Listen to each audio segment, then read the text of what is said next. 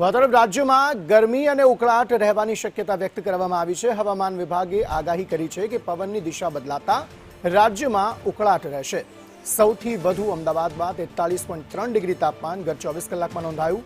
ભાવનગર, રાજકોટમાં 42.5 અને ગાંધીનગર, સુરેન્દ્રનગરમાં 42.6 ડિગ્રી તાપમાન નોંધાયું છે। અમરેલી, કંડલા અને ભુજમાં પણ 41.4 ડિગ્રી તાપમાન નોંધાયું।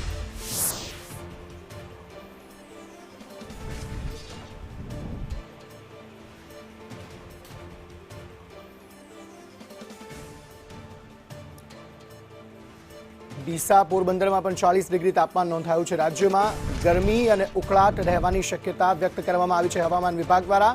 છેલ્લા કેટલાક દિવસોથી જે ઉકળાટ રાજ્યવાસીઓ સહન કરી રહ્યા છે તે પવનની દિશા બદલાતા હજુ પણ કેટલાક દિવસો સુધી સહન કરવાનો વારો આવી શકે છે।